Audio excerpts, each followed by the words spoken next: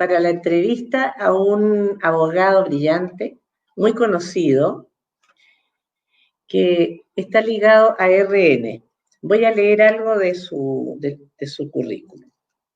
Él es vicepresidente de RN, por más de 15 años, presidente del Instituto Libertad ligado a RN, y un gran deportista, hoy actualmente uno de los 15 mejores jugadores en el ranking mundial de tenis de mayores de 60 años, International Tennis Federation. Entonces, con mucho gusto, voy a dejar con ustedes a don Roberto Osandón. Roberto Osandón, encantada de tenerte por acá. Buenas tardes. Muy buenas tardes, muchas gracias por la invitación.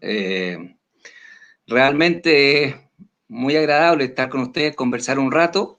Ojalá que no se lateen, pero me parece Tuvimos un pequeño atraso que tienes que contarnos por qué. Bueno, el atraso fue porque obviamente yo soy abogado, y se me ocurrió hacerlo con un iPad. En iPad he hecho otro Zoom, pero aquí como la tecnología de ustedes es mucho mejor, y por Facebook, tuve que salir corriendo a buscar a un niño mío al segundo piso para que me cambiara el computador. Entonces me puse un computador que espero que no falle porque no tengo idea cómo funciona. Está funcionando bien, Roberto. No nos queda otra, y esa es la realidad. Y bueno, yo estuve, para que sepan un poco, yo hoy soy hermano de 2 parlamentarios. Antes ellos eran hermanos míos, de Cote y la Nona. Yo fui el que los metí en la política y soy el mayor. Por lo tanto, yo era la relación, ellos eran hermanos míos. Ahora, como son los conocidos ellos, yo soy hermano de ellos. Pero bueno, así es la vida.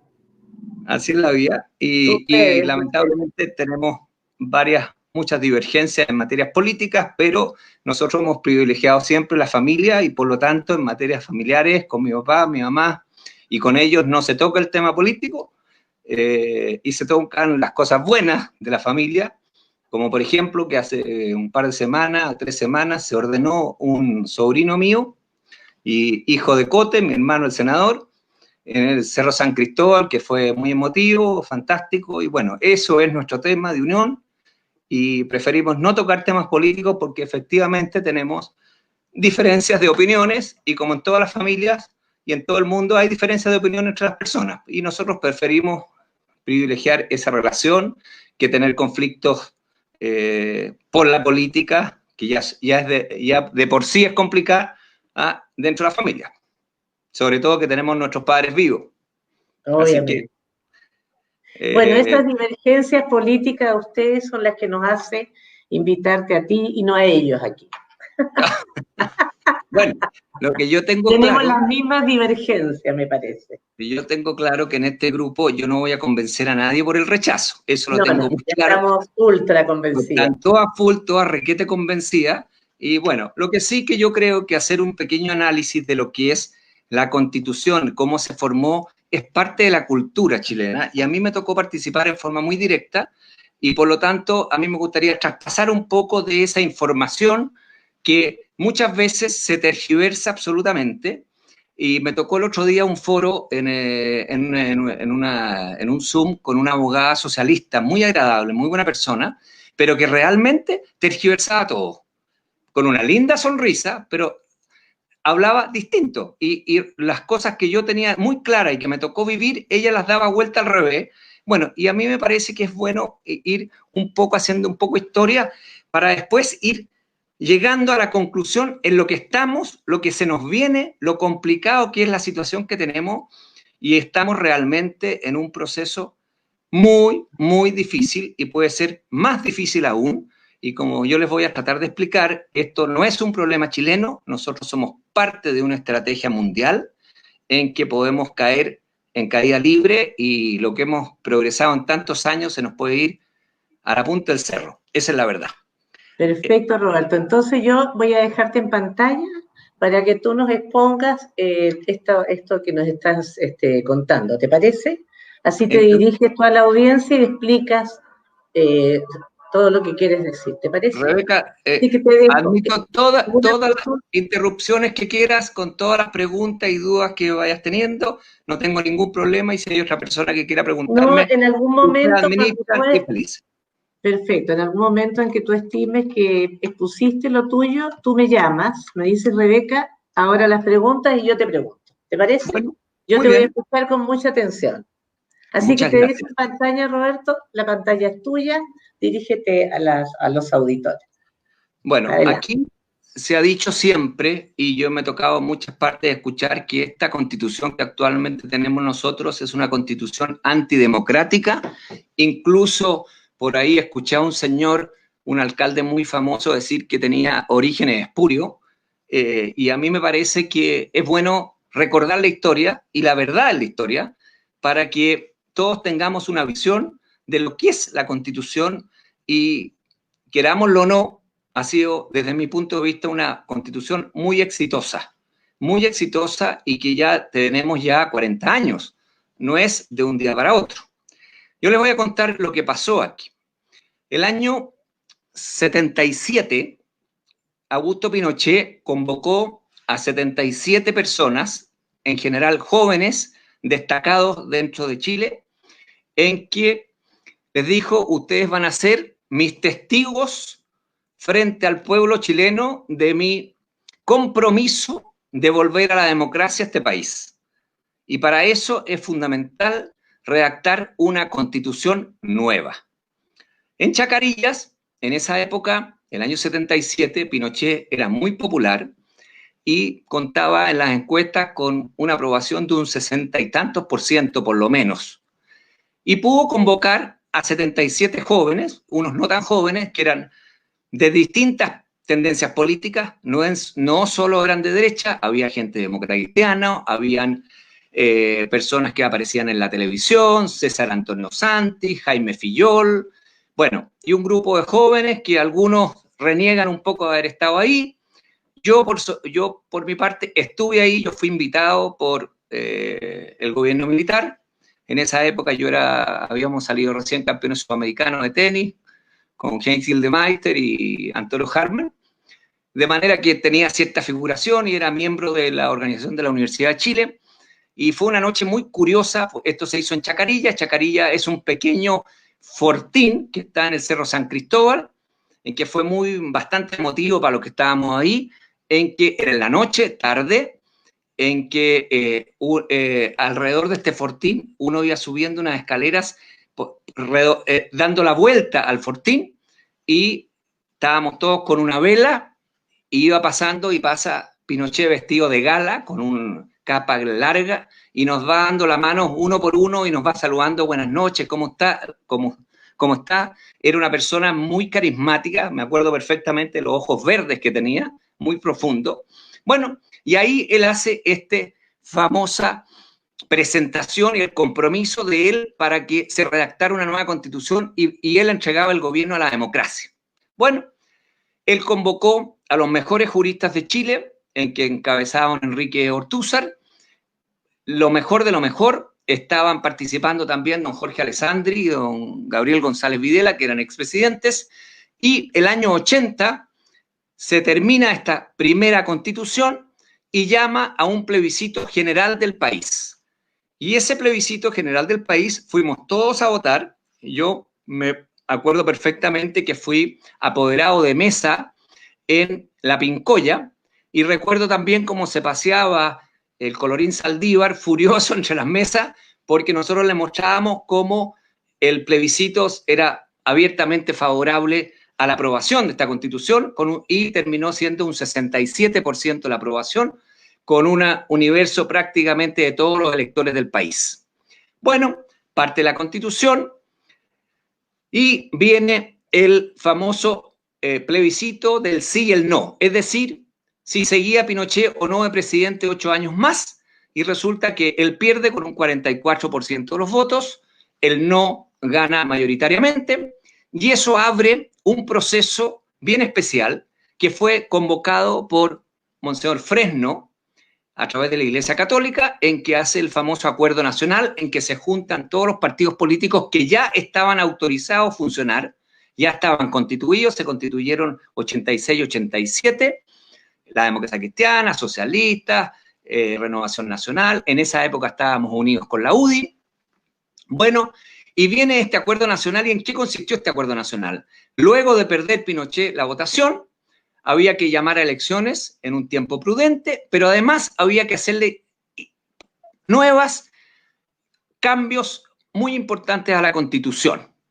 Se logran los acuerdos, los partidos ponen a su mejor gente, Gabriel Valdés, Patricio Aylwin, Sergio Nofre Jarpa, Carlos Cáceres por el gobierno, Andrea Alamán, Carlos Raymond, William Thayer. Ese era el nivel de estos personajes que negociaron esta modificación de esta Constitución del 80. Y el 89 se llama a una nueva votación. Por segunda vez la misma Constitución, pero ya con los cambios introducidos por los partidos políticos.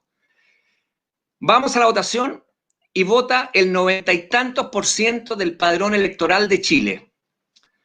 ¿Y cómo sale la aprobación? Con el 92% de los votantes se aprueba la Constitución.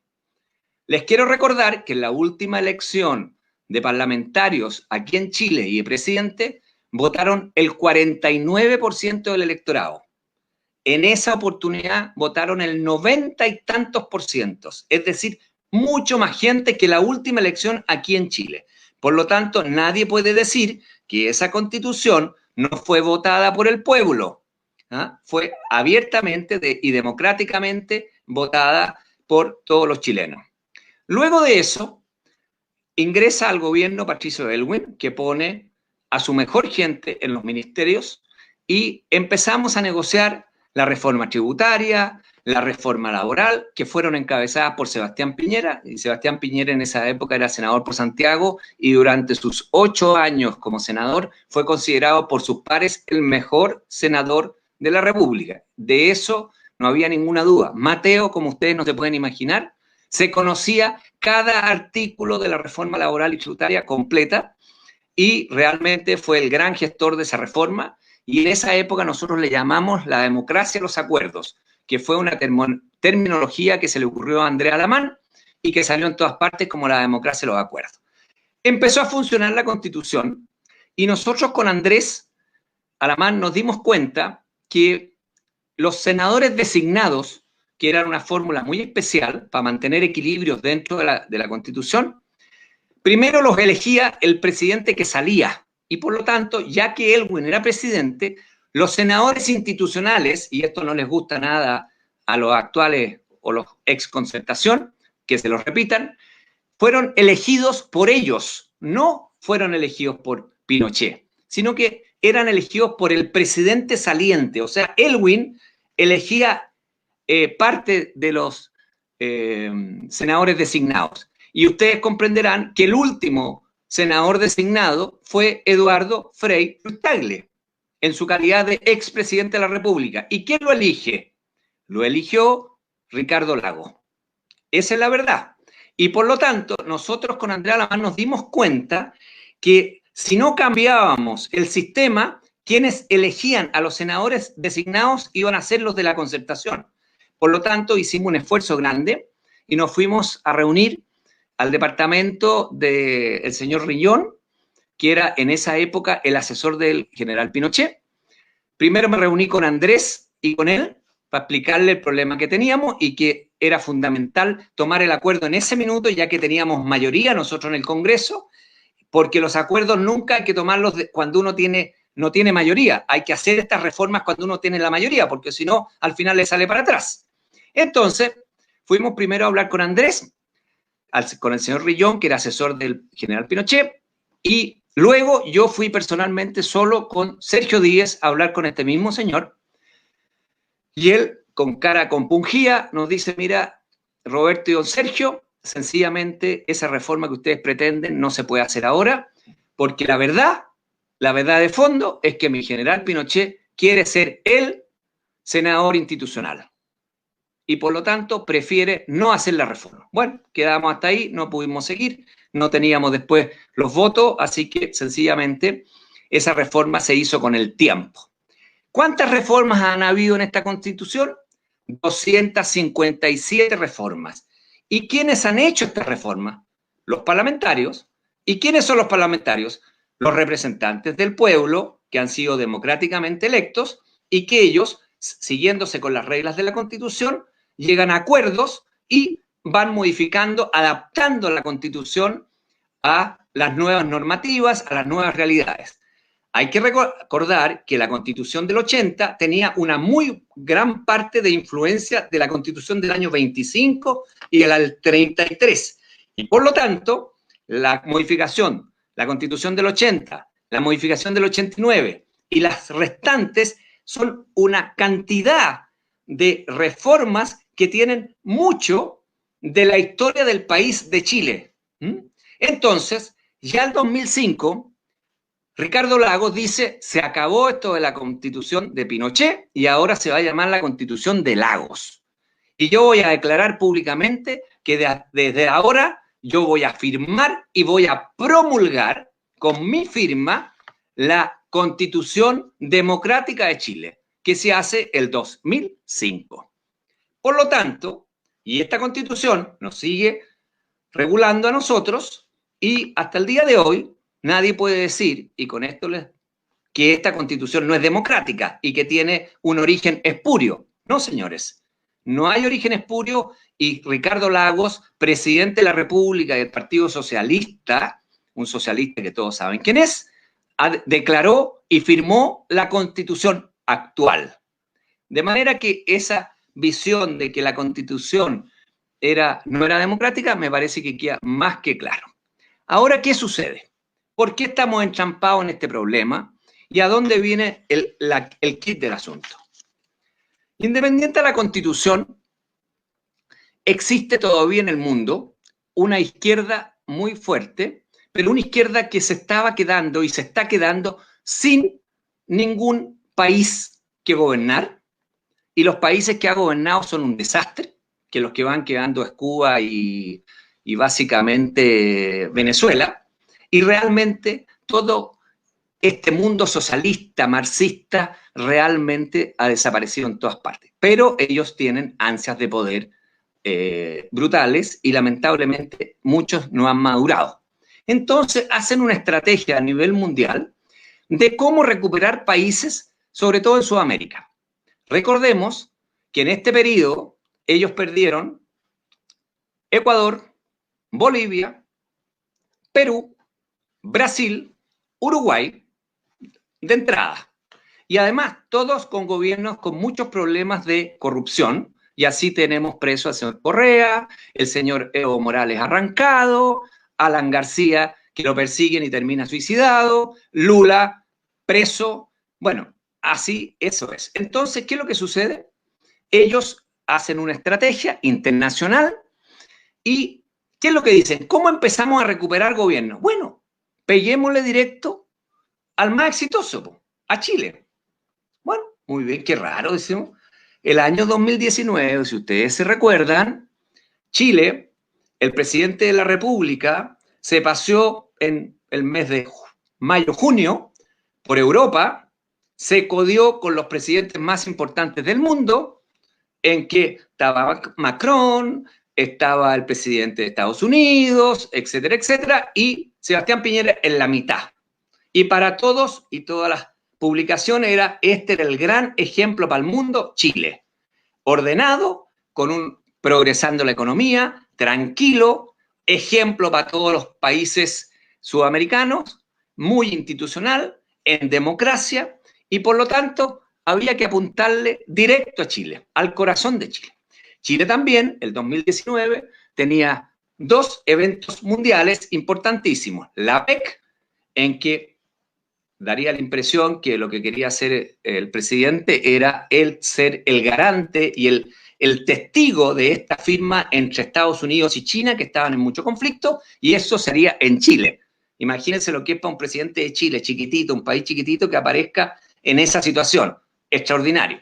Y además teníamos todo lo que es la COP, que se iba a organizar también, uno en octubre y otro en noviembre, aquí en Chile, el 2019, de manera que Chile iba a estar en la pantalla de todo el mundo, íbamos a estar de testigo de este gran pacto con Estados Unidos, estábamos en el tema ambiental, liderando el tema ambiental, o sea, extraordinario.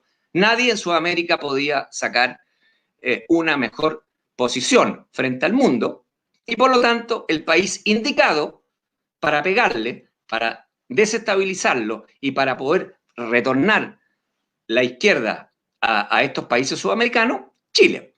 Entonces, ¿qué organizan? Porque a mí no me vengan a decir que no está organizado la quema simultánea de no sé cuántas estaciones del metro o la cantidad de saqueos que existieron. Yo siempre he pensado cómo, si a mí me dijeran, tienes 2 días para quemar la estación de Baquedano. Yo realmente no tengo idea cómo lo haría. Imposible. Imposible. Salvo que tenga una preparación de extremista, que me traigan unos líquidos especiales, etc. Pero hacer, y además, señor Osandón, usted preocúpese de quémese 10 estaciones juntas al mismo tiempo. No solo una, 10. Y además se va a un peaje fuera de Santiago y me lo quema también entero. Y los peajes son puro fierro y puro cemento. ¿Cómo lo quemo? No tengo idea. Bueno, esto se hace con organización, con personajes especializados, con terroristas especializados, y arman en Chile una verdadera catástrofe para nuestra sociedad, y muchas personas de buena voluntad ven en este famoso estallido que es algo justo, que se puede hacer, salen a la luz muchas envidias, muchos problemas, muchos que son reales. O sea, no hay que desconocer que hay cosas que no están bien, hay cosas que hay que mejorar. Bueno, entonces, en ese ambiente que estábamos todos impactados, porque realmente estábamos impactados y todos los chilenos lo estábamos pasando muy mal cuando veíamos cómo se destruían, por ejemplo, los supermercados en Puente Alto, se destruía el metro, realmente era una cosa impactante para todos. Entonces, ¿qué es lo que hacen? Un congreso que tenemos en Chile, que desde mi punto de vista tiene un nivel bastante bajo, obviamente con excepciones, hay gente muy capaz, pero hay gente que es muy incapaz, con mucho descriterio, otros son criteriosos, pero hay muchos con mucho descriterio, muchos chiquillos jóvenes, sin ninguna experiencia, y deciden como gran solución a este problemático, este estallido social, un mes después, se juntan en la noche y en 3 horas deciden que la solución de todo este estallido social es cambiar la Constitución por una nueva. Curioso. En el calor de la noche llegan a un acuerdo que sencillamente tiene cuánto vacío se pueden ustedes imaginar. Y curiosamente aparece la izquierda aplaudiendo a la gente, al presidente de Renovación Nacional. Yo dije, aquí estamos mal. Cuando a mí juego tenis y me aplaude el contrincante, digo, aquí me están ganando, me van a sacar la mugre. Pero en política, cuando la izquierda aparece haciendo, pero gárgara, no fue una vez, sino que en todos los diarios, felicitando al presidente de Renovación Nacional por el gran acuerdo que había logrado democrático, dije, aquí hay gato encerrado.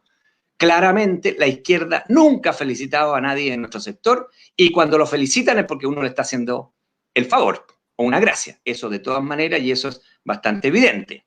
Entonces, nos encontramos que nos metemos en un proceso de reforma constitucional o de nueva constitución mal estudiado, trasnochado, sin ninguna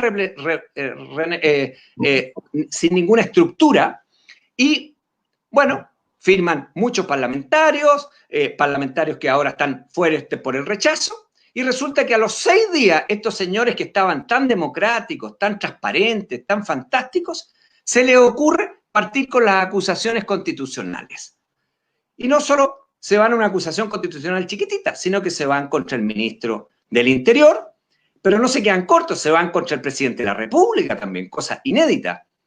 Y llevamos, en menos de 2 años, estamos llegando a la décima acusación constitucional, y en 40 años hemos tenido 30. O sea, realmente una vergüenza. Por lo tanto, eso eran los grandes negociadores y demócratas. Y nos vimos metidos en un proceso muy complejo, y después vamos a seguir, porque la señora Rebeca está con muchas ganas de preguntarme algo. Sí. Bueno, me llama mucho la atención todo esto de los parlamentarios, porque vemos una gran desunión en los partidos de derecha, realmente.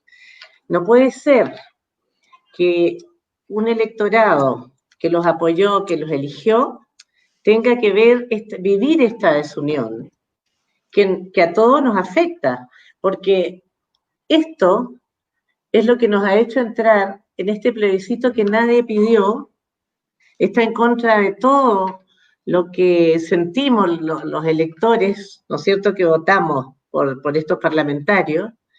Entonces, ¿qué explicación tienes tú para eso? ¿Por qué puede suceder eso dentro de RN especialmente? De tener a un Desbordes haciendo esto que tú nos explicas. ¿Cuál es la razón? Mire, en los partidos en general y en las familias y en todo el ámbito del mundo existen personas que piensan distinto. Y eso en los partidos pasa mucho.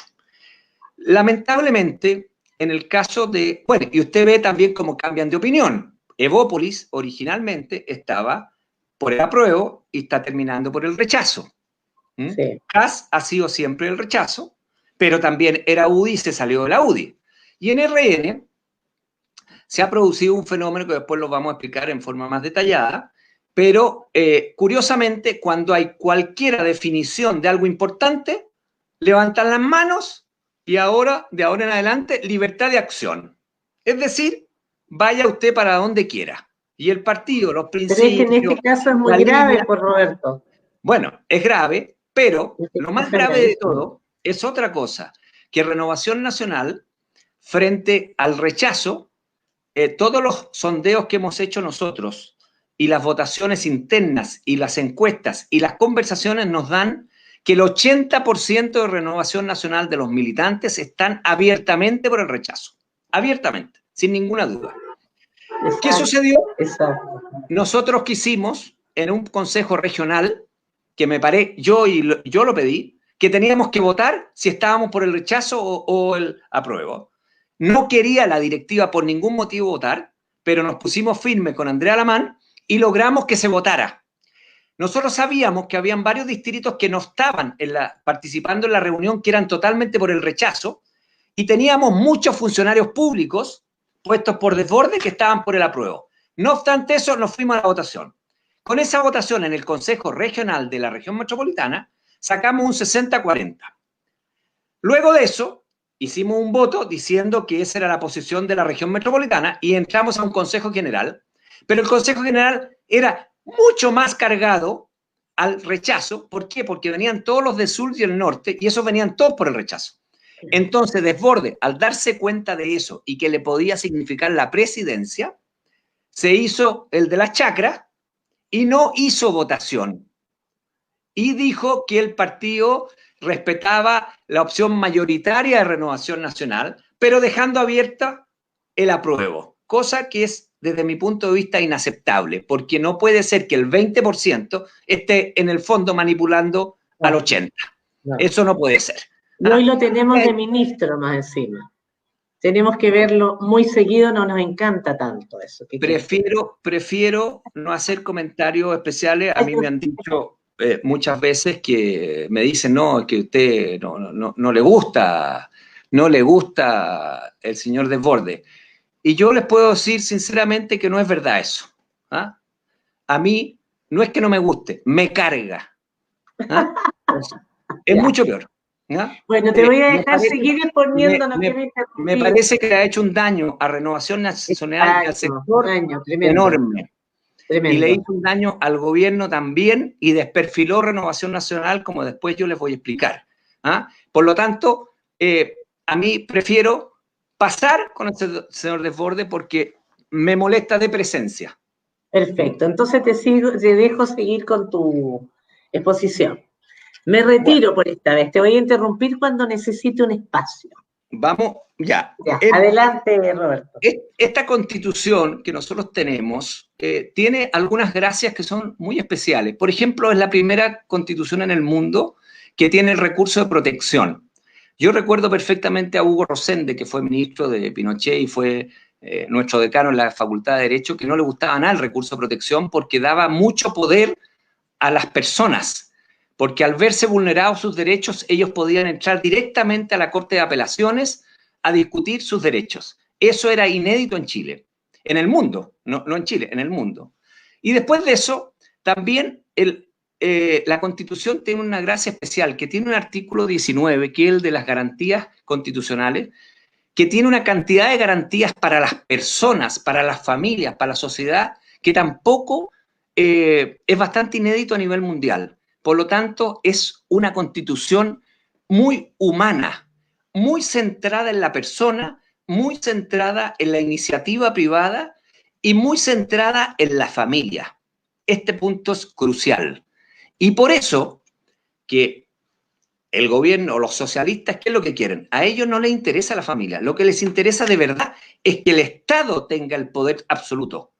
Y por eso que ustedes cuando vean algunos proyectos de leyes presentados por la gente de la izquierda, se va a encontrar que ellos pretenden que el Estado me diga a mí como papá de no sé cuántos hijos cómo yo tengo que educarlos. Y ellos además me dan un librito con educación sexual que yo no se los voy a pasar nunca ni a los veteranos del 79, porque me parece una aberración. Entonces ellos pretenden con su constitución cambiar el eje de la familia, de la persona, de la iniciativa a una iniciativa estatal llena de personajes públicos que son los que pretenden regularnos la actividad personal de cada uno de nosotros. Y esto, que parece tan de loco, es la realidad. Y ellos, para llegar a esto y para hacerlo atractivo, están las teorías y está Gramsci, que lo dice claramente. Señores, nosotros, para volver al poder, para renovar a Marx, lo que tenemos que hacer es carcomer por debajo toda la cultura sudamericana, la cultura europea, reírnos de las instituciones, reírnos del matrimonio, socavar la relación con los hijos, destruir, si es posible, a la Iglesia Católica. Es decir, todos nuestros valores antiguos de toda nuestra vida histórica, tratar de carcomerlos por abajo, de manera que nosotros debilitemos las instituciones. Y ahora paso a lo más grave. ¿Por qué este proceso ha tenido esta repercusión y estamos metidos en este enjambre? Porque lo que está pasando en Chile es que las instituciones que eran nuestros referentes están debilitadas al máximo. Mire lo que pasa. Nosotros confiábamos plenamente en la Iglesia Católica y Monseñor Fresno era capaz de sentar a todos los participantes de todos los partidos políticos y hacernos llegar a un acuerdo. ¿Por qué? Porque tenía un peso moral profundo que nos hacía tener a la Iglesia como referente, sean católicos o no católicos. Eso hoy prácticamente desapareció. Lamentablemente para los que somos católicos, muchos ni siquiera saben quién es el arzobispo de Santiago. No saben el nombre. Hemos estado lleno de escándalos y lleno de problemas súper serios y por lo tanto hay un desprestigio muy grande. Ese referente por el momento se acabó. Vámonos a las Fuerzas Armadas. ¿Cuándo se nos iba a ocurrir que comandantes en jefe estuvieran procesados y probablemente todos culpables por malversación de caudales públicos, en que tomaban dinero de una parte, la sacaban para otro, se la metían a la cuenta corriente, gastos reservados, todas las figuras que se pueden imaginar. Y no uno, sino que varios. Creo que en esto se salva la Armada. Vamos a Carabineros. Carabineros también. Con la diferencia de Carabineros, hay una gracia adicional, que en este gobierno se tomó la decisión de sacar a 51 generales, es decir, descabezar completa la institución, que es la institución que nos tiene que defender ante todos estos actos en las calles. Cuando usted, imagínense que vayamos y se nos ocurra un día para otro sacar a los 51 gerentes más importantes del Banco del Estado, o del Banco Santander, o de la institución que quieran, o sacar los 51 personas más altos cargos públicos, es decir, el presidente de la República, todos los ministros y los subsecretarios, de un día para otro. ¿Se dan cuenta el desastre que puede quedar en esa institución? Bueno, eso es lo que pasó en Carabineros de Chile. Fue un desastre, un desastre. Se acabó la inteligencia, llegaron a mandos personas que pueden ser muy decentes, pero no tenían la preparación. Se les cortó la vida profesional a generales que eran muy buenos generales y que se les cortó la cabeza igual sin mirarles el currículum, nada. Entonces, otra institución que era un referente, también muy debilitada. Sigamos. Veamos lo que pasa en la violencia en el sur. Realmente es impactante saber que hay 800 y tantos camiones quemados, que no sé cuántas casas han sido arrasadas, cuántas personas han sido muertas, cuántas siembras. Hace unos pocos días, con una bala de guerra, le atravesaron el ojo a un señor que iba manejando su pequeño furgón llevando trabajadores. Lo mataron instantáneamente, quedando con 2 niños. ¿Y qué es lo que pasa aquí en Chile? Estamos preocupados del chiquillo que se cayó al Mapocho. Grave que se haya caído al Mapocho. Evidentemente a nadie le gusta. Pero a la persona que mataron unos terroristas no lo fueron ni a ver. Nada. ¿Para qué decir la justicia? No hay un juez que tome y que esté tranquilo haciendo sus sentencias en el sur, por ejemplo. ¿Cuántos detenidos hay? ¿Han visto cómo trabaja la fiscalía? Para llorar a mares. Ejemplo, hace unos pocos días presenciamos cómo se introducían en unas municipalidades en que unos personajes las hicieron tira por dentro. Los vecinos se organizaron, sacaron a las personas y la fiscalía, ¿qué es lo que hizo? Se querelló y formalizó a los vecinos que estaban tratando de mejorar su municipalidad que había sido asaltada. ¿Cuántos presos existen en la Araucanía con la cantidad de muertes y de saqueos que han habido? Les quiero decir, ¿cuántos presos hay después de todos los atentados a los metros? Que mal son 255 millones de dólares que se fueron a la calle, que se tuvieron que gastar. ¿Hay algún detenido? ¿Cuántos detenidos hay con esos señores que le tiran esos peñascos a los carabineros en la cabeza? Nada. Entonces parece que otra institución que debiera ser la que se preocupa de tramitar los procesos penales tampoco está funcionando. Tenemos una señora Chong que parece activista política, ¿no es cierto?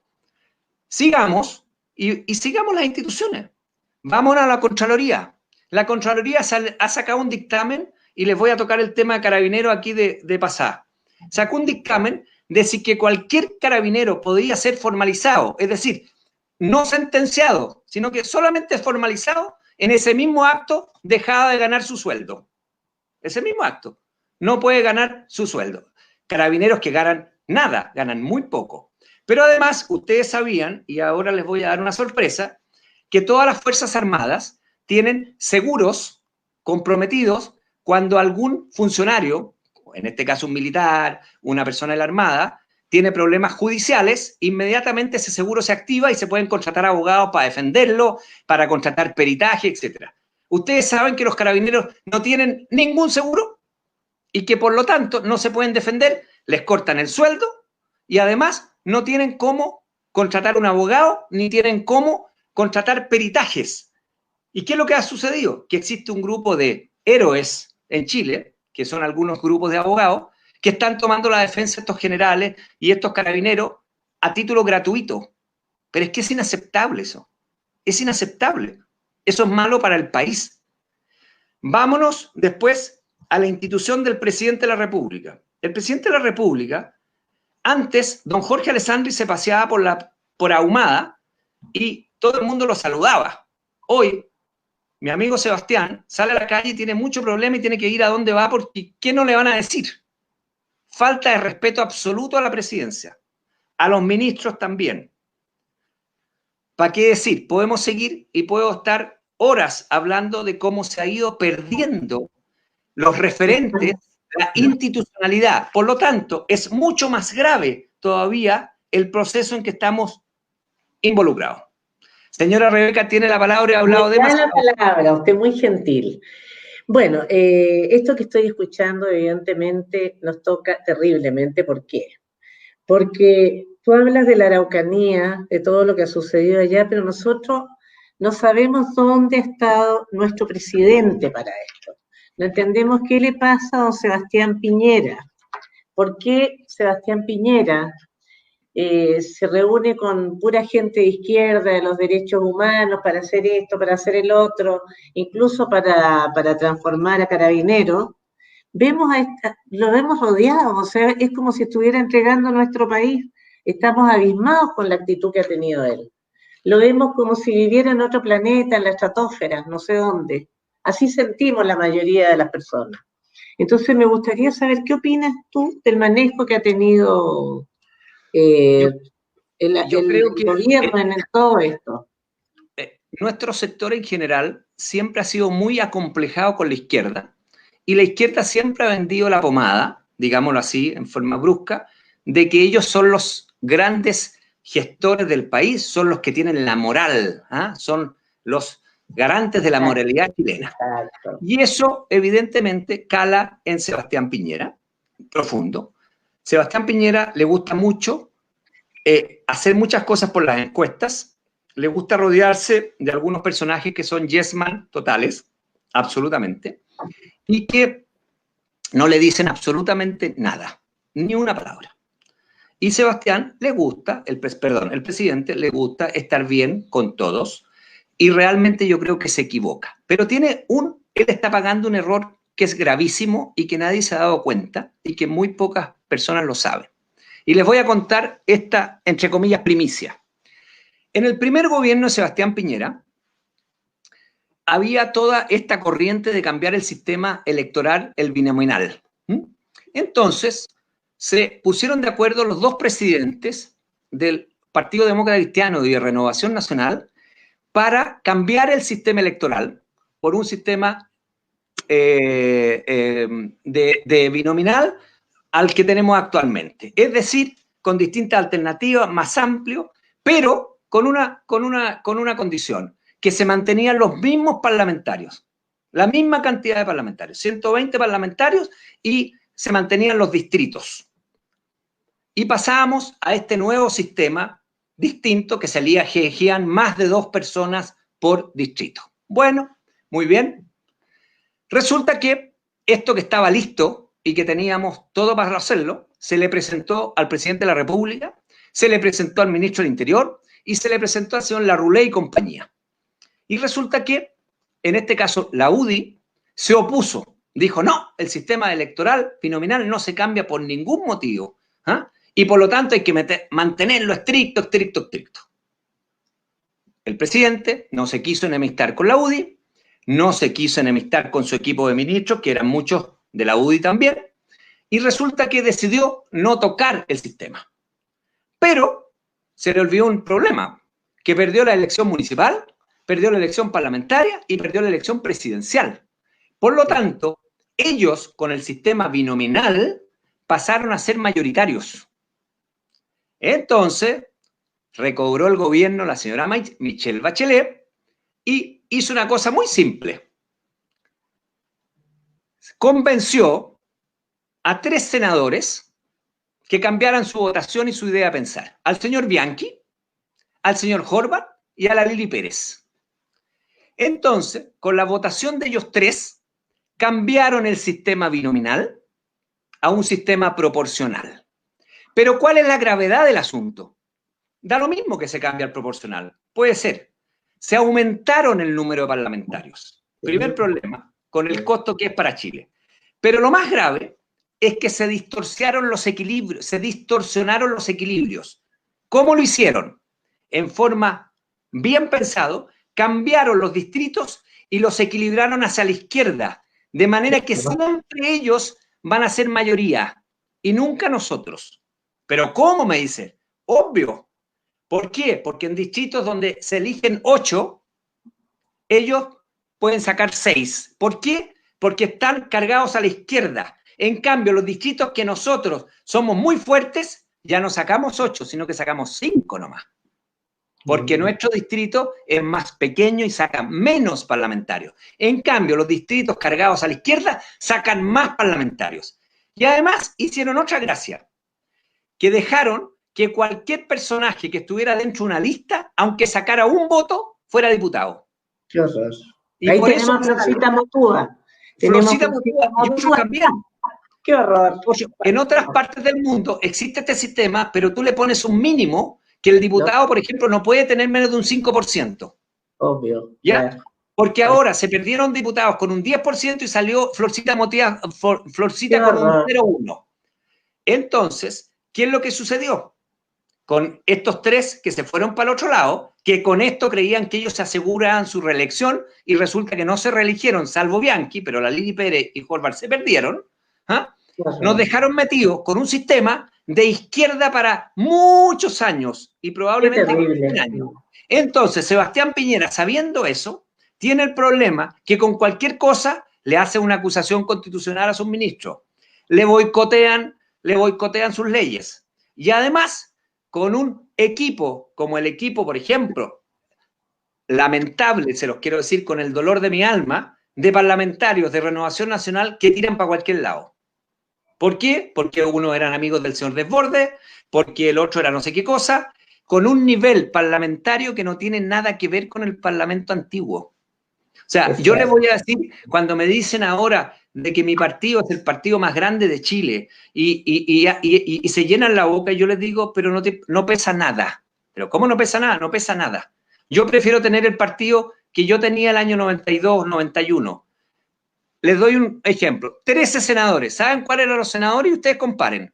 Sergio Onofre Jarpa, Arturo Alessandri, Sebastián Piñera, Sergio Díez, Sergio Romero, Mario Ríos, Bruno Siebert, Enrique Larre, Alberto Cooper, todos top a donde los pusieras. Sí, pues otro nivel. Teníamos 13, ahora son 9. Nos vamos, claro. Estaba Miguel Otero, perdón, se me había olvidado. Y antes había estado Jaime Guzmán. Vámonos a los diputados. Mira los diputados que tenía Renovación Nacional. Alberto Espina, Evelyn Matei, Harry Jürgensen, Teodoro Rivera, José Antonio Galilea, Federico Menchi, Federico Ringelin. A ver, ¿para qué les voy a decir más? Me pongo a llorar. Claro. Otro nivel, sí. Entonces, ¿qué es lo que sucede? En ese momento, nosotros nos parábamos frente al gobierno, a la democracia cristiana, a Lagos, a Frei, a quien sea, y teníamos el peso de nuestra gente. Y por lo tanto, podíamos negociar de igual a igual, aunque ellos estuvieran en el gobierno. Hoy estamos en el gobierno y Renovación Nacional no tiene cargos políticos. No hemos tenido ni siquiera un ministro de Interior. Y aquí hay un problema que en ese sentido yo me molesta y lo voy a decir por primera vez, porque nadie se atreve a decirlo, y menos los empleados públicos que están ahora. Una cosa muy simple. Ustedes comprenderán que el daño que se le hizo a Renovación Nacional, el presidente de la República, fue enorme. ¿Y por qué me dicen por qué daño? Muy simple, pues. De acuerdo a los estatutos de Renovación Nacional, cosa que se hubieran modificado hace mucho tiempo, el que es presidente de la República siendo militante tiene que renunciar para que sea absolutamente libre en sus decisiones. Sebastián Piñera, en el primer gobierno, renuncia a Renovación Nacional por ese efecto, pero resulta que se va y él lo primero que debió haber hecho es volver a Renovación Nacional. Era lo lógico. Era lo lógico. Pero no solo no vuelve, sino que su ministro del Interior, el señor Hinspeter, que no había sido nada políticamente, que había sido secretario general, ministro del Interior, también renuncia. O sea, el presidente y el ministro del Interior renuncian al partido y no vuelven. Y no, entonces, inconcebible. ¿Cómo yo puedo tener grandes líderes que sigan esta posición? Es imposible. ¿Por qué? Porque si el presidente de la República no quiere militar, el ministro de Interior no quiere militar, y además, ¿con quién gobierna? Con puros ministros que no son de Renovación Nacional. Entonces, ¿para qué quiere ser el partido más grande si no pesa nada? Claro, y además, con un parlamento de que votan unos para un lado, otros para otro lado. Unos para un lado, otros para otro lado. Entonces, ¿cómo lo hacemos? Es súper difícil. Pero en todo caso, bueno, lo que sí, yo creo que tenemos un presidente que hoy día está extraño. Lo encontramos extraño. Se comenta a todo nivel esto, de que no ha tomado en nada, en ningún tema de estos complicados, el toro por la santa. Y encima de esto nos sentimos traicionados por los parlamentarios, porque han puesto su firma para proyectos de ley que están absolutamente en contra nuestra, como la ESI, por ejemplo, que tú la mencionaste. La ley de inmigración, que por suerte no prosperó, pero si hubiera prosperado sería terrible. Entonces nos sentimos muy traicionados, y eso, mira, yo soy una persona más de centro, ¿te fijas? Pero hoy día estoy centro-derecha, diría yo, que casi no existe porque hoy hay derecha e izquierda, está polarizado el país. Y jamás por la izquierda, eso te quiero decir. Pero yo, persona común y corriente, veo la actitud del presidente, la converso con gente que sabe mucho de política, y él está actuando como que nos abandonó, como si estuviera entregando el país en bandeja a la izquierda. Eso sentimos nosotros. Porque bueno, no pone el punto, no pone un atajo en nada de lo que está sucediendo.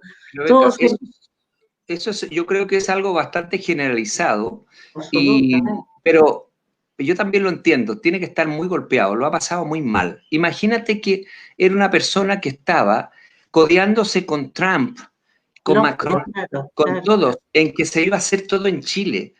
Era el top de lo top, y de repente se encuentra con un país destruido, con una cesantía de 3 millones de personas, con una pandemia, con la parte económica, la brutalidad más grande que nos ha pasado hace muchos años, con un crecimiento de menos 10% en el IMASEC. O sea, ni el peor de las torturas y de los sueños y de lo que hubiera querido Sebastián Piñera no le habría tocado. Hay que ponerse en los pantalones de él. Ha sido difícil, con los chiquillos perseguidos. Entre paréntesis, hay que aprovechar a hacer un homenaje a la Cecilia. La Cecilia es extraordinaria, realmente espectacular. Pero te digo una cosa, Roberto, nosotros sabemos que ingresaron terroristas de fuera del país, han entrado aquí a Chile. Y esto se sabía, lo sabía todo el mundo, él tiene que haberlo sabido también. ¿Por qué entraron? ¿Por qué no se paró eso? ¿Por qué nosotros, por ejemplo, vemos que se ha ido destruyendo todo lo que tú mencionaste de la Araucanía? Y nos ha puesto un atajo, ahí hay terrorismo. Y recién viene a reconocer el ministro Pérez, que hay terrorismo ahora porque le metieron este balazo en el ojo al señor pero si no hubiera pasado eso, seguimos viendo cómo matan a matan al otro, incendian, destruyen, y no pasa nada. Entonces uno se impresiona, sinceramente. Ahí tenemos a esta niña, la Gloria Navillán, que es la voz de ellos. Ella sale en todos lados denunciando, pero no vemos un gobierno que haya utilizado lo que corresponde en fuerza, en lo que sea, para poder parar esto. Y encima de ello, tenemos estos personajes de los derechos humanos, para mí son nefastos, que están todo el día viendo si le pegaron en un dedo a en el pie a Ahora se habla todo el día de un lisiado, y hemos visto un video donde el lisiado se para tirar una bomba molotov, y después se sienta, y después le llega un chorro, y el pobre lisiado que le tiraron agua por el chorro. Y entonces esta es una historia que se repite diariamente. Vemos acusaciones injustas a Carabineros, porque cuando hay algunos encuentros de este tipo, que todos sabemos que son violentísimos, es obvio que alguien va a salir herido. Si queman a las carabineras no importa, si el carabinero que haga una pierna menos no importa, pero anda a tocarle un dedo al violentista, los derechos humanos ahí están cuidándolo, están protegiéndolo, están con ayuda incluso médica al lado de la Plaza Baquedano, porque Plaza Baquedano aquí, de dignidad, esa plaza no tiene nada, ¿entiendes? Entonces, todo esto lo vemos los ciudadanos comunes, vemos esto, y vemos un gobierno débil, un gobierno tibio, que no se involucra, que ha dejado esa Araucanía totalmente abandonada, y duele. Yo tengo muchas amistades en el sur, y sabemos todo lo que pasa allá, y tú ves que la televisión, lo único que mostró de la Araucanía cuando fueron a tomarse la municipalidad, el que no salta es mapuche, nada más, salió a todo el mundo como un país racista, y resulta que lo otro no se ve, o sea, no se muestra. Eso no entiendo yo. Entonces ahí es donde no entiendo qué pasa con don Sebastián Piñera, con sus ministros. no lo logro entender y creo que la mayoría no lo entiende. Bueno, yo Quizás tú tampoco lo entiendes. No, lo que pasa es que aquí hay un trabajo de la izquierda mucho más profunda que lo estamos empezando a notar. Los medios de comunicación, vayan a ver a los periodistas, pues. Sí, pues son todos. ¿Son de derecha o izquierda? No, es que los dueños son de derecha. Sí, los dueños, pero los periodistas no. Y miren cómo en TVN, vean la intervención de TVN, cuáles son los reportajes de TVN. Pero claro, yo veo todo. Yo veo todo justamente bueno, para poder ser objetiva, ¿te fijas? Bueno, entonces, ¿qué es lo que estamos viendo ahí? Estamos viendo que vivimos de los matinales, de cómo hacemos el show mediático, en que yo sé que hay muchos alcaldes muy importantes que son amigos míos, que en su corazón están todos por el rechazo, pero como tienen una elección adelante, no, tenemos que decir que somos del apruebo. ¿Te fijas? Claro, eso no es correcto. Eso es bueno, pero es que eso es parte del tema. Sebastián Piñera, ¿ustedes saben por qué, a quién apoya? ¿Al rechazo o al apruebo? Él dice el apruebo, espero que sea el rechazo. Espero. Al rechazo, absolutamente el rechazo. Más vale. Entonces ¿ustedes creen que en el gobierno de Lagos, o la Michelle Bachelet, o de Frey, o de Elwin, si hubiéramos estado ante la disyuntiva que estamos ahora, el presidente de la República no habría dicho que está en una determinada posición y se habría puesto hasta en campaña? Por supuesto que sí. Por supuesto, po. Pero aquí no, tenemos el complejo de que no vayamos a decir que qué va a decir la encuesta. ¿Y qué es lo que pasa con las encuestas? Analicen las encuestas. Nosotros, si a mí me hace una encuesta, ¿usted apoya el gobierno de Sebastián Piñera? Yo le voy a decir de todas maneras que sí, y voy a estar en el 20%. ¿Usted está contento? Porque me podrían decir, la segunda pregunta, ¿usted está contento con el gobierno de Sebastián Piñera? Yo le diría que no, po. Claro. ¿No es cierto? O sea, si tenemos el 24% de aprobación y a usted le preguntan de verdad el que está contento o no, va a llegar al 1 o al 2%. Claro, porque nosotros votamos por él, yo me incluyo entre los que votamos por él. Y uno siente esa desilusión de verlo débil, posiblemente, como dices tú, está agotado, puede estar amenazado, hay gente que dice que está muy amenazado, no sé qué ha pasado, pero no lo vemos como corresponde. No lo vemos. Lo ha pasado muy mal. Eso no tengo la menor duda, lo ha pasado pésimo por todos los lados.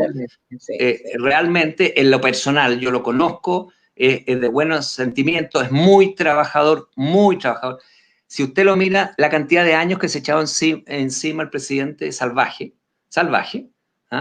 Él siente las cosas y las toma, y es muy mateo y es muy trabajador y se conoce todo al dedillo. Lamentablemente siempre ha tenido el problema de rodearse con algunos personajes un poco mentirosillos, digámoslo así, y muy buenos para llevarle solo el amén. Y eso creo que para un presidente no es bueno. Yo prefiero lo de Luis XIV, que tenía un tipo al lado que le decía, recuerda que de tierra eres y en tierra te serás, para que no te llenes de cosas. Aquí no. Entonces eso, en definitiva, se trasluce y lo hace tomar, desde mi punto de vista, malas decisiones. Ahora, hay un punto que yo quería tocar aquí, que es, a mí me ha tocado, y a uno le sale del alma, criticar a algunas personas de nuestro sector porque aliancista, bacheletista, ustedes saben de qué me refiero, etcétera, ¿no es cierto? Entonces, yo creo que en este minuto nosotros tenemos que callar. ¿Por qué? Por una razón, porque no tenemos líderes, tenemos muy pocos. Y vamos a tener al frente a un señor Jadwe, a una señora Beatriz Sánchez o a cualquiera de esos. Y ante esa perspectiva, yo no dudo que voy a votar por el bacheletista aliancista o por uno por el estilo. Entonces, es preferible, como prudencia, quedarse callado. ¿Por qué? Porque ante la disyuntiva de una cosa así, frente a lo que se nos puede venir, vamos a votar. Yo me acuerdo, amigos míos, decir, yo no voy a votar más en la vida por Piñera. Estaban los primeros en la cola votando por Piñera. Nos puede pasar lo mismo aquí. Por lo tanto... Yo voté con mucho gusto. Por mucho gusto voté por él. Pero ahora que yo he visto gente que ha hablado muy mal de algunos personajes, yo prefiero no hablar. Aunque por dentro lo sienta, porque puede ser el día de mañana nuestro candidato. Y vamos a tener que salir, porque frente a tener a la Beatriz Sánchez o al Meo, o a Jadwe, realmente no hay por dónde perderse. Entonces, tratemos de mantener a nuestros líderes lo más incólume posible, quizás darle un consejito por aquí y por allá, pero tengamos cuidado, porque se nos puede poner muy dura el asunto para adelante. La izquierda va a seguir trabajando en esto, va a seguir dándole como caja. Ellos viven por el poder. Acuérdense que muchos se alimentan de esto. Sí, es verdad. Y por lo tanto, ahora, ¿qué es lo que tengo cierta esperanza yo? Es viendo cómo han trabajado un montón de organizaciones civiles, entre ellos ustedes, porque nos vaya bien en esta elección. Hay un resurgimiento de personas que estaban absolutamente en la independencia, que están muy preocupadas. Y por lo tanto, lo que debieran hacer los partidos políticos es surtirse de esas personas y tratar de hacer que se incorporen a la vía política, porque van a ser fundamentales. Hoy, con los que hay, no vamos a llegar a ninguna parte, pero si logramos incorporar personas de peso que nos puedan defender, que puedan ser buenos parlamentarios, que puedan ser buenos alcaldes, realmente podemos salvar a un país que se puede ir bastante a la punta del cerro. No podemos estamos muy complicados y se nos puede complicar aún más. Y por lo tanto, yo les pido, si en algo les pueda decir, influir en que cuidemos los líderes que tenemos. Con respecto a la Constitución, yo les quiero decir, obviamente, que yo estoy por el rechazo abiertamente y estoy también por la comisión mixta. Lo he pensado mucho, pero llegué a una conclusión que es bastante, yo creo, matemática.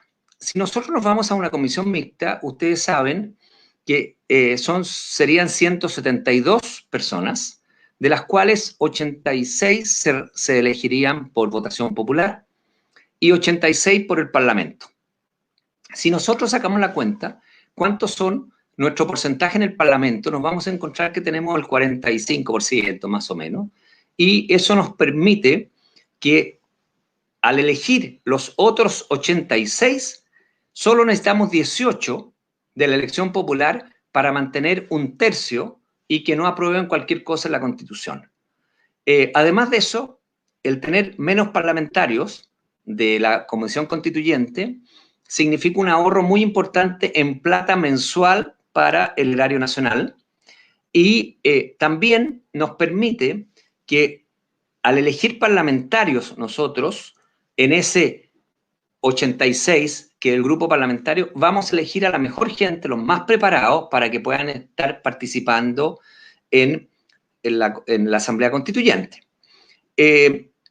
Se aprobó una norma que los parlamentarios que pasan a ser parte de la Asamblea Constituyente, ellos van a seguir siendo parlamentarios, pero no van a tener la obligación de ir a las sesiones en forma personal.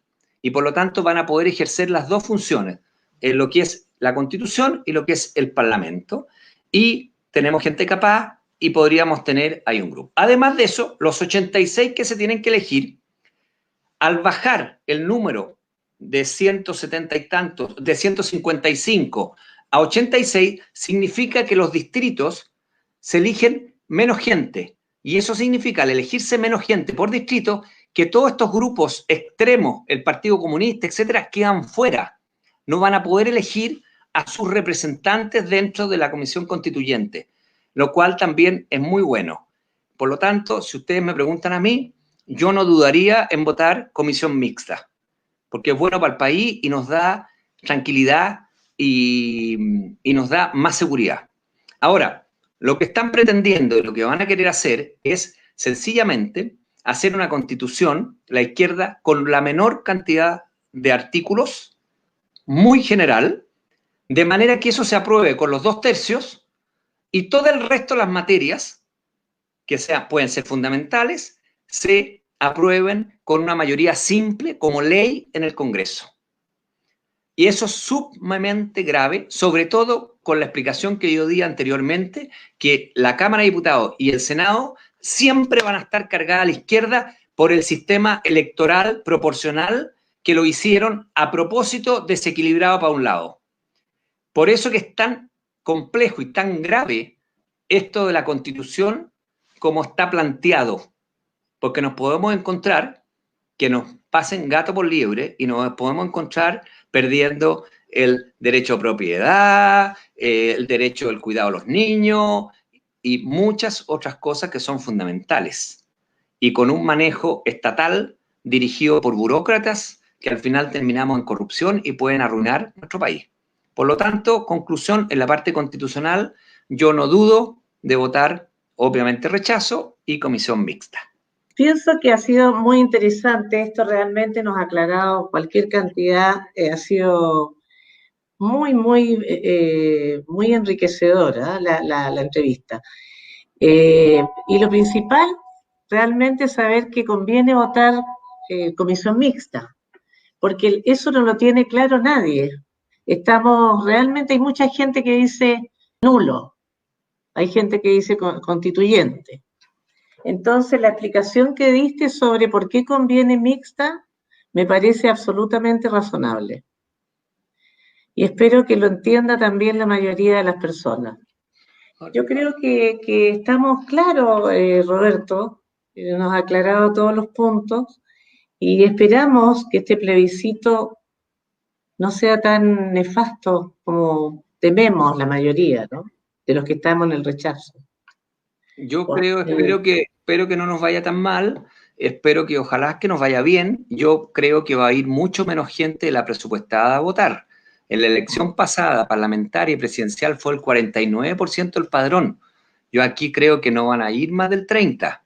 Y tengo un pálpito que de repente nos puede resultar por una razón, porque la gente nuestra, la gente de derecha, siempre ha sido muy responsable y va a ir a votar. Y si votan en general, podemos tener una buena votación. Ojalá, y hay que llevar a los viejitos, hay que llevar a todos los viejitos. Ojalá que así sea, y de esto, aunque nos vaya mal, saquemos a esa gran cantidad de personas que están trabajando en forma independiente, que podamos incorporarlo a la organización política para que reforcemos el equipo, porque realmente si no actuamos unidos y en buena forma y con gente preparada, el país se nos puede ir a un muy mal camino y sería una pena porque Chilito lo vale, todo el sacrificio que hemos hecho por tantos años de tanta gente, realmente no lo podemos perder por una mala decisión política. Y además imagínense la decisión, estamos en pandemia, con un problema económico enorme de cesantía, con problemas políticos, con problemas con la policía, con violencia, y en la mitad se nos ocurre cambiar la Constitución. No, si es, como decíamos, increíble. Es de Ripley. Es de Ripley por lo menos, ¿no es cierto? Sí, ¿Ah? sí, no es que sea accionista yo de Ripley, ya, y no le estoy haciendo propaganda. pero que, claro, uno se une para constituciones de esta naturaleza, para cualquier constitución, hay que estar tranquilo, meditar, estar sin presiones. Aquí estamos con la pandemia que no podemos salir, andamos todos de mascarilla. Estamos hasta el cuello. No, realmente el escenario lo pudieron encontrar mejor. Y se nos viene para adelante un escenario que es tétrico. Tenemos 7 elecciones nacionales en menos de un año. 7. Y pueden ser 8. No hay ni vacuna para el COVID-19 todavía, entonces, para el coronavirus. No, realmente la cosa está complicada. Sí, es muy Roberto, complicado. no sé si tú que estás conforme o quieres decir algo más, agregar algo más. Nada más, ya los tengo a todos lateados, he hablado demasiado. No, ha sido muy agradable. Así que, chiquilla, oye, que estén todos súper bien, ánimo, fuerza. Y un detalle, la jefa, hay una jefa que nunca ha abandonado Chile, que es la Virgen del Carmen. Así con ella desfilamos en las marchas, llevábamos a nuestra patrona. Rezarle un ratito no hace nada de mal.